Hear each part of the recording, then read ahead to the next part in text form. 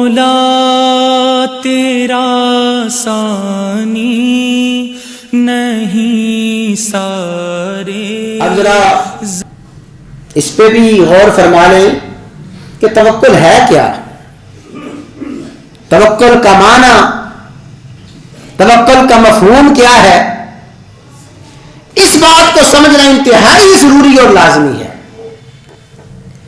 توکل کا معنی کہ انسان ظاہری اسباب کو اختیار کرے، ظاہری وسائل کو اختیار کرے، بھاگ دوڑ کرے، ہیلا وسیلہ اختیار کرے، لیکن یقین ہو، کامل یقین ہو کہ ان ذرائع سے مجھے روزی نہیں ملنی، روزی تو اللہ تعالیٰ نے مجھے عطا فرمانی ہے. اس کی مثال بالکل ایسے ہے، بڑی آسان سی مثال ہے. یہ پائپ، پانی کے پائپ، ان سے پانی آ رہا ہے، ہر گھر میں ہر کمرے میں آ رہا ہے، لیکن ہر سمجھدار آدمی سمجھتا ہے کہ یہ پائپ تو محض پانی پہنچانے کا ذریعہ ہے، ورنہ پائپوں میں پانی نہیں ہے. کیوں جی، کیا خیال ہے؟ یہ جتنے پائپ ہیں یہ تو محض پانی پہنچانے کا ذریعہ ہے، کسی پائپ میں پانی نہیں ہے. وہ تو پیچھے وہ بڑی ٹینکی، وہ پیچھے وہ بڑی موٹر، اور وہ پیچھے بڑے نل جس کے ذریعے پانی آ رہا ہے.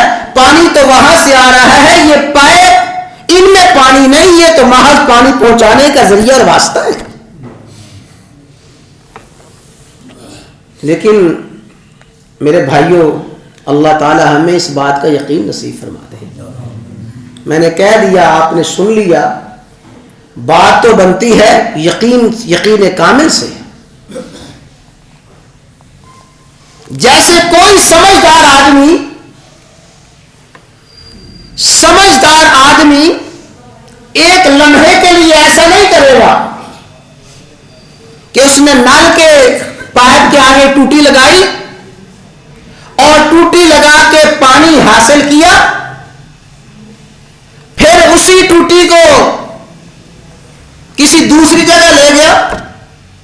جیسے وہ ایک لطیفہ ہی ہے، ایک مزدور آدمی، دیہاتی آدمی شہر میں آیا، اس نے دیکھا ٹوٹی لگی ہوئی ہے.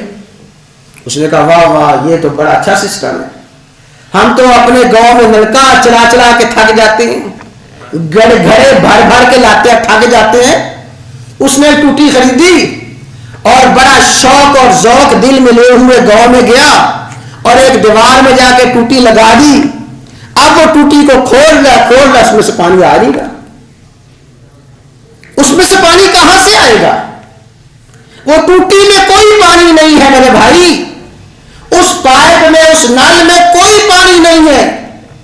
اسی طرح میری سارے دن کی دوڑ اور دھوپ، میری محنت اور مزدوری، میرا سارا دن کارخانے میں کام کرنا اور میرا کارخانہ 1 سے 2 کارخانے بنا لینا اور دیار غیر میں جا کے محنت مزدوری کر لینا، یہ تو محض وہ پائپ ہے. ان پائپوں کے ذریعے اللہ تعالیٰ روزی پہنچاتے ہیں. اس کی مرضی ان پائپوں کے ذریعے روزی پہنچا دے، اس کی مرضی روزی نہ پہنچائے.